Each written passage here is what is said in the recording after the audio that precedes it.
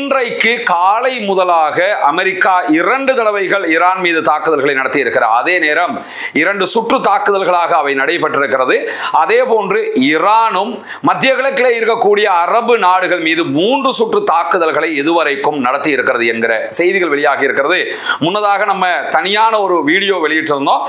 அந்த செய்தியில நம்ம குறிப்பிட்ட ஒரு செய்தி F-35 விமானங்கள் 2 இன்றைக்கு ஜோர்டானுடைய அல் அஷ்ராக் விமானப்படை தளத்தில் வைத்து அளித்திருக்கிறது ஈரானுடைய IRGC படைப்பிரிவுகள் என்கிற செய்திகள் எல்லாம் வெளியாகி இருக்கிறது. இப்படியான சூழல்ல தான் ஈரானுக்கும் அமெரிக்காவுக்கும் இடையிலான இந்த பரஸ்பர தாக்குதல்கள் என்பது தற்போதைக்கு முடிவுக்கு வருவதற்கான வாய்ப்புகள் மிக மிக அரிதாக இருக்கிறது என்பதை ஆய்வாளர்கள் தொடர்ந்து சுட்டிக்காட்டக்கூடிய செய்திகளை நம்ம பார்க்க முடியும். அது தொடர்பான செய்திகளை பார்ப்பதற்கு முன்பதாக பாலஸ்தீனம் தொடர்பான மிக முக்கியமான 2 செய்திகள் இன்றைக்கு வெளியாகி இருக்கிறது. இன்றைய நாள் பாலஸ்தீனர்கள் மத்தியிலே இஸ்ரேலிய ஆக்கிரமிப்பு ராணுவம் நடத்தி இருக்கக்கூடிய தாக்குதல்கள்ல ஒரே குடும்பத்தைச் சேர்ந்த 6 அப்பாவிகள் கொல்லப்பட்டிருக்கிறார்கள், ஷஹீதாகி இருக்கிறார்கள் என்கிற கவலைக்குரிய செய்திகள் வெளியாகி இருக்கிறார். அதே நேரம் இஸ்ரேலுடைய தேசிய பாதுகாப்பு அமைச்சராக செயல்படுகிற இத்தாமர் பென் கிவிர், இவன் தான் உலகத்திலேயே நம்ம இனவாதிகள் பட்டியலை போட்டோம்னு சொன்னா அதுல நம்பர் 1 ஆளாக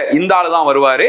அது மட்டுமல்லாம கொஞ்சம் கூட மனிதநேயம் மருந்துக்கும் இல்லாத ஒரு நபராக இவரை நம்ம பார்க்க முடியும். காரணம் என்னன்னா, பாலஸ்தீன அப்பாவிகளுடைய இடத்தை அபகரித்து இஸ்ரேல் என்ற ஒரு நாட்டை உருவாக்கினது மட்டுமல்லாம பாலஸ்தீனத்தில் வாழக்கூடிய மனிதர்களை மனிதர்களாக ஒரு துளியும் மதிக்காதவர்களில் இவன் தான் முதன்மை நபராக இருக்க முடியும். அப்படிப்பட்ட ஒரு ஆளுதான் இந்த இத்தாமர் பென் கிவிர் என்கிற இஸ்ரேலுடைய தேசிய பாதுகாப்பு அமைச்சர்.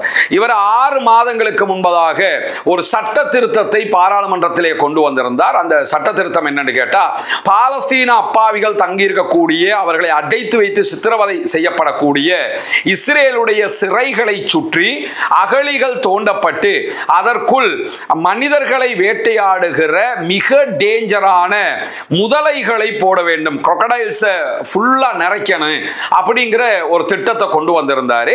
ஆனா இந்த திட்டம் பாஸ் பண்ண முடியாத ஒரு இக்கட்டு இருந்தது. காரணம்னா, இஸ்ரேலுடைய ஆக்கிரமிக்கப்பட்ட பாலஸ்தீனத்தில் இருக்க இஸ்ரேல் என்கிற அந்த ரெஜிமுடைய சட்டத்துல இந்த முதலைகளை கண்காட்சிக்கும், குறிப்பாக ஜூ மாதிரி இடங்கள்ல தான் பயன்படுத்த முடியும், வேறு எங்கும் பயன்படுத்தக்கூடாது என்கிற சுற்றுச்சூழல் பாதுகாப்பு சட்டம் ஒன்று இருந்தது.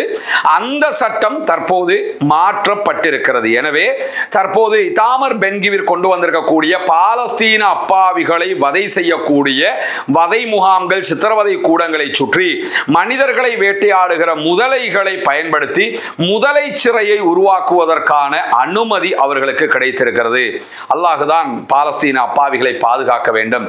எவ்வளவு துன்பத்தை இந்த உலகத்திலே அவர்கள் சந்திக்க போகிறார்கள் என்பதை கற்பனை கூட பண்ண முடியாத அளவுக்கு தொடர்ந்து அவர்கள் மீது இவ்வளவு அநியாயத்தை கட்டவிழ்த்து விட்டுக் கொண்டிருக்கிறது இஸ்ரேலுடைய காட்டு மிராண்டித்தனமான அரசு என்கிற செய்திகளுக்கு மத்தியில் இன்றைய நாள் ஈரான் மிக முக்கியமான 2 செய்திகளை வெளியிட்டிருக்கிறது. அதிலே முதன்மையானது என்னன்னு கேட்டால், ஈரானுடைய துணை வெளியுறவு அமைச்சரும் ஈரானின் தொழில்நுட்ப பேச்சுவார்த்தை குழுவினுடைய தலைவருமாக செயல்படுகிற காசிம் காரிபாதி அவர்கள் வெளியிட்டிருக்கக்கூடிய அறிவிப்பு பிரகாரம் உத்தியோகபூர்வமாக அமெரிக்காவுக்கும் ஈரானுக்கும் இடையிலே செய்து கொள்ளப்பட்ட ஒப்பந்தம் MOU ரத்து செய்யப்படுகிறது. இனிமேல் அதனுடைய எந்த நிபந்தனைகளையும் ஈரான் கவனத்தில் கொள்ளாது, நடைமுறைப்படுத்தாது என்பதை இன்றைக்கு அபிஷியலி ஈரான் அறிவித்து விட்டது.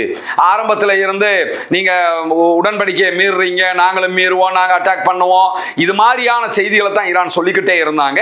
ஆனா இன்னைக்கு காரிபாதி வெளியிட்டிருக்கக்கூடிய அறிவிப்பு பிரகாரம் அபிஷியலாகவே MOU கேன்சல் செய்யப்படுகிறது, உத்தியோகபூர்வமாக இந்த ஒப்பந்தம் செல்லுபடியற்றதாக ஆக்கப்படுகிறது என்கிற செய்திகளை அவங்க வெளியிட்டிருக்கிறது மட்டுமல்லாம, இனிமேல் இந்த உறுதிமொழிகளை நாங்கள் செயல்படுத்த மாட்டோம், நாங்க விரும்பின மாதிரி வளம மாதிரி எதை செய்யணுமோ அதைத்தான் நாங்க பண்ணுவோம் அப்படின்னு சொல்லி அவர்கள் பகிரங்கமாக அறிவித்திருக்கிறார்கள். இதற்கு மத்தியில தான் 2வது அறிவிப்பாக வெளியிடப்பட்டிருப்பதுதான், இனிமேல் யுத்தம் நடந்து கொண்டிருக்கும் போதே ஒரு சமாதான பேச்சுவார்த்தையை நடத்துவதற்கு நாங்கள் முன்வர மாட்டோம், மாட்டோம் என்பதும்.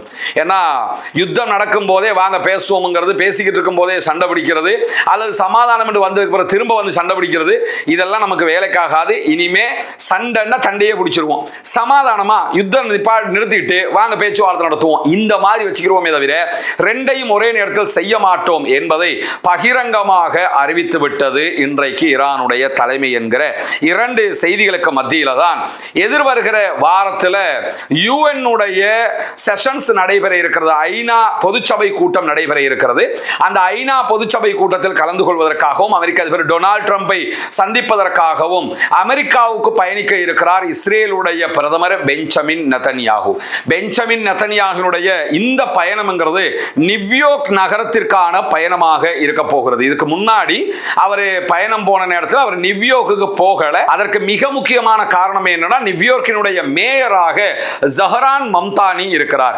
ஜஹரான் மம்தானி தன்னுடைய தேர்தல் பிரச்சாரத்தில் சொன்னது என்னன்னு கேட்டா, இஸ்ரேலிய பிரதமர் பெஞ்சமின் நெதன்யாகு ஒரு வார் கிரைம் செய்திருக்கிறார். யுத்த குற்றத்தில் ஈடுபட்ட ஒருவர், யுத்த குற்றத்தில் ஈடுபட்டவர் சர்வதேச நீதிமன்றத்தில் ஒப்படைக்கப்பட வேண்டியவர். எனவே அவர் நான் மேயராக இருக்கிற நியூயார்க் நகரத்திற்கு அனுமதி வழங்கப்படாது, அவர் உள்ள வந்தா கைது செய்வேன் என்கிற வாதங்களை முன் வச்சிருந்தார். வாக்குறுதிகளை கொடுத்து தான் அவர் தேர்தலில் ஜெயிச்சார்.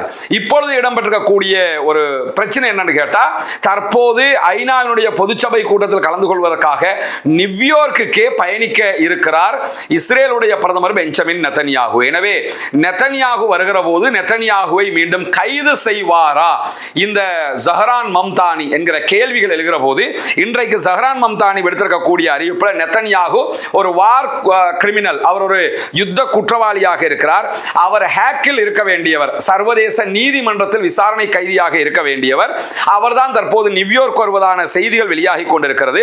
சர்வதேச குற்றவியல் நீதிமன்றத்தால் தேடப்படுகிற ஒரு குற்றவாளியாக இருக்கிறவர் செப்டம்பர் மாதம் நடைபெற இருக்கிற ஐநா பொதுச்சபை கூட்டத்திற்காக நியூயார்க்குக்கு வருகை தருகிற நேரத்தில் நியூயார்க்கினுடைய சட்டங்கள் பிரகாரம், எனக்கு வழங்கப்பட்டிருக்கக்கூடிய அதிகாரங்கள் பிரகாரம் அவரை கைது செய்ய முடியுமா என்கிற சட்ட விவகாரங்களை சட்ட வல்லுநர்களோடு சீரியஸாக நான் வாதித்துக் கொண்டிருக்கிறேன்.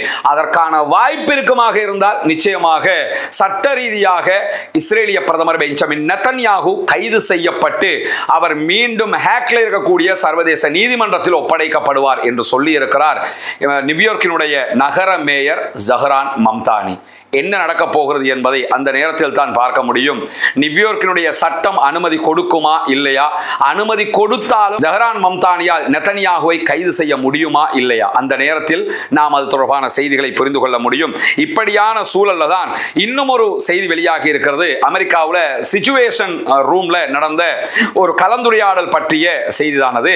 இந்த வார் மாதிரி ஒரு முக்கியமான சம்பவங்கள் நடக்கும் போது அமெரிக்க அதிபர் டொனால்ட் ட்ரம்போட சிச்சுவேஷன் ரூம் வச்சிருக்கிறாங்க. அந்த நேரத்தில் நடக்கிறவைகள் தொடர்பாக கலந்துரையாடுவதற்கான ஒரு செட்டப் அது.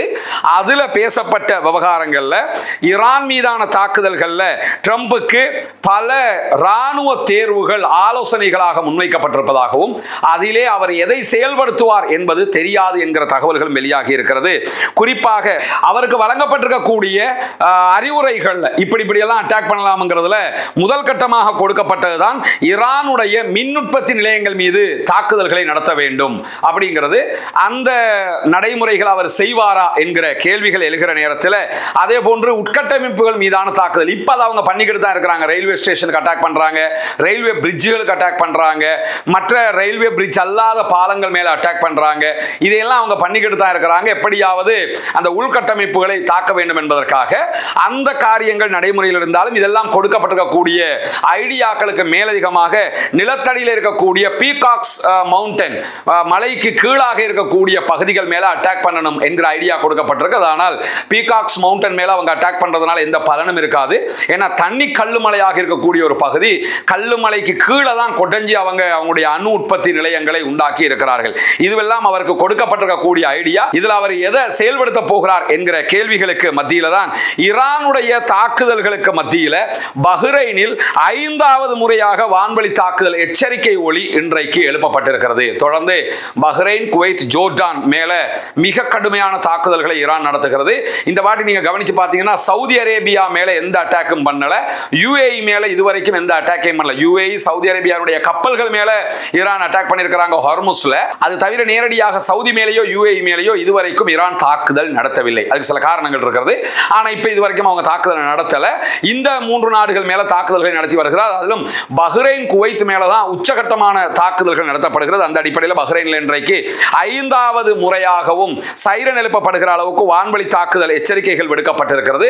அதை தாண்டி பஹ்ரைன்ல இருக்கிற 5வது கடற்படை முகாம் மீது அமெரிக்காவினுடைய தளங்கள் மீது ஈரான் தாக்குதல்களை நடத்தி இருக்கிறது. 7 பாலிஸ்டிக் மிசைல் தாக்குதல்கள் இன்றைக்கு நடத்தப்பட்டிருக்கிறது. அதனுடைய பல உட்கட்டமைப்புகள் ஒவ்வொரு நாளும் அளிக்கப்பட்டுக் கொண்டு வருகிறது என்கிற செய்திகளுக்கு மத்தியில் குவைத் மேல இன்றைக்கு அபரிவிதமான தாக்குதல்களை நடத்தி இருக்கிறது ஈரான் என்கிற செய்திகள் வெளியாகி இருக்கிறது.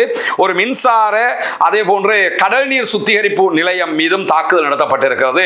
மின்சார நிலையம் மேலையும் எலக்ட்ரிசிட்டி நிலையம் மேலையும் அட்டாக் பண்ணியிருக்கிறாங்க. கடல் நீரை நன்னீராக்குகிற நிலையம் மீதும் அட்டாக் பண்ணியிருக்கிறாங்க. குவைத்தை பொறுத்தவரையில் நமக்கு தெரியும், குவைத், சவுதி, துபாய் இந்த எந்த நாடா இருந்தாலும் இங்க இயற்கையாக நதி வளங்கள் கிடையாது, நீர் வளங்கள் கிடையாது. நதிகள் ஓடுறது நம்ம நாடுகள்ல மாதிரி நம்ம நாட்டில் மகாவலி கங்கா, அந்த கங்கை, இந்த கங்கைன்னு வேண்டிய அளவுக்கு இருக்குது. இந்தியாவை எடுத்துக்கிட்டோம்னு சொல்லி சொன்னா அது எண்ணிக்கையில் அடங்காத அளவுக்கு வேண்டிய அளவுக்கு அங்க நதி மூலங்கள் இருக்கிறது. இப்படியான சூழல்ல அரபு நாடுகள் இந்த மாதிரி நதி மூலங்கள் எதுவுமே இல்லை. ஆனா அங்க இருக்கக்கூடிய அரசுகள் என்ன பண்றாங்கன்னு கேட்டா கடல் நீரை நன்னீராக்குகிற திட்டங்களை உண்டாக்கி இருக்கிறார்கள். குவைத் ஒரு சின்ன நாடு, குவைத் சிட்டின்னு தான் சொல்லுவாங்க, அந்த அளவுக்கு சின்ன நாடு அது. அந்த நாட்டுக்குள்ளேயே 9 கடல் நீரை சுத்திகரிக்கக்கூடிய நன்னீராக்கக்கூடிய நீர் மேலாண்மை நிலையங்கள் இருக்கிறது. இந்த 5-6 நாள் தாக்குதலுக்குள்ளாக ஈரான் குவைத்தில் இருக்கக்கூடிய 2 கடல் நீரை நன்னீராக்குகிற திட்டங்கள் மேல அட்டாக் பண்ணியிருக்கிறாங்க. இந்த தாக்குதல் தொடருமாக இருந்தால் குவைத்துக்கு மிகப்பெரிய தண்ணீர் தட்டுப்பாடு ஏற்படும். அரபு நாடுகளில் பெட்ரோல் தட்டுப்பாடு வருதோ இல்லையோ, தண்ணீர் தட்டுப்பாடு நிச்சயமாக வரும். அது மிகப்பெரிய ஒரு பின்னடைவை அரபு நாடுகளுக்கு ஏற்படுத்தும் என்கிற நிலையில தான் இந்த தாக்குதல்கள் இன்றைக்கு நடைபெற்றிருப்பதை நம்ம பார்க்க முடியும். எனவே குவைத் அதிகமாக தாக்குதலுக்கு உள்ளாகிறது என்கிற செய்திகளுக்கு மத்தியில் ஈரானுடைய தாக்குதல்களால் குவைத்தில் எண்ணெய் நிலையங்கள் கூட தாக்குதலுக்கு உள்ளாகி இருக்கிறது என்கிற செய்திகள் வெளியாகி இருக்கிறது. ஈரானுடைய தாக்குதலுக்கு இன்றைக்கு ஒரு எண்ணெய் உற்பத்தி நிலையம், பெட்ரோலியம் சம்பந்தப்பட்ட ஒரு நிலையம், கச்சா எண்ணெய் உற்பத்தி நிலையம் தாக்குதலுக்கு உள்ளாகி இருக்கிறது. பலர் காயமடைந்திருக்கிறார்கள் என்கிற செய்திகள் வெளியாகி இருக்கிறது. இந்த தகவல்களை குவைத்தினுடைய பெட்ரோலியம் கார்ப்பரேஷன் உறுதிப்படுத்தி இருப்பதையும் நம்ம பார்க்க முடியும். இப்படி தொடர்ந்து குவைத், பஹ்ரைன் அதே போன்று ஜோர்டான் மேல கடும் தாக்குதல்களை ஈரான் நடத்துகிறது. ஏற்கனவே நம்ம சொன்ன மாதிரி ஜோர்டான்ல இருக்கக்கூடிய அஷ்ராக் விமான நிலையத்தின் மீது நடத்தப்பட்ட தாக்குதல்கள்ல அமெரிக்காவினுடைய 2 F-35 விமானங்கள் இன்றைக்கு அழிக்கப்பட்டிருக்கிறது. மொத்தமாக அது அமெரிக்காவுக்கு மிகப்பெரிய பின்னடைவாக இருக்கிறது என்கிற நிலையில தான் ஆக்கிரமிக்கப்பட்ட பாலஸ்தீனம், அதாவது இஸ்ரேல்ல இருந்து வரக்கூடிய எந்த பொருட்களாக இருந்தாலும் அந்த பொருட்களை இறக்குமதி செய்வதற்கு பெல்ஜியம் இன்றைக்கு மொத்தமாக தடை விதித்திருக்கிறது. இஸ்ரேலில் இருந்து எதையுமே இறக்குமதி செய்யக்கூடாது என்று சொல்லி பெல்ஜியத்தினுடைய கூட்டாட்சி அரசாங்கம் இன்றைக்கு விடுத்திருக்கக்கூடிய அறிவிப்புல சொல்லியிருக்கிறாங்க. காசா மீதான இஸ்ரேலுடைய 2 வருட கால ஆக்கிரமிப்பு யுத்தம் நேரத்தில் இந்த தீர்மானம் கொண்டு வரப்பட்டது. அது இன்றிலிருந்து நடைமுறைக்கு வருகிறது என்கிற செய்திகள் வெளியாகி இருக்கிறது. காசா அப்பாவிகளுக்காக இன்றைக்கு பெல்ஜியம் எடுத்திருக்கக்கூடிய மிக முக்கியமான ஒரு திட்டமாக இது இருக்கிறது. உண்மையிலே பெல்ஜியத்தினுடைய இந்த மனிதநேயமிக்க செயல்பாடு பாராட்டுக்குரியது என்கிற செய்திகளையும் நம்ம இந்த இடத்துல புரிந்து கொள்கிறோம். அதே நேரம் தொடர்ந்தும் இந்த செய்திகளை, உண்மை செய்திகளை அறிந்து கொள்வதற்காக இணைந்து கொள்ளுங்கள். ரஸ்மின்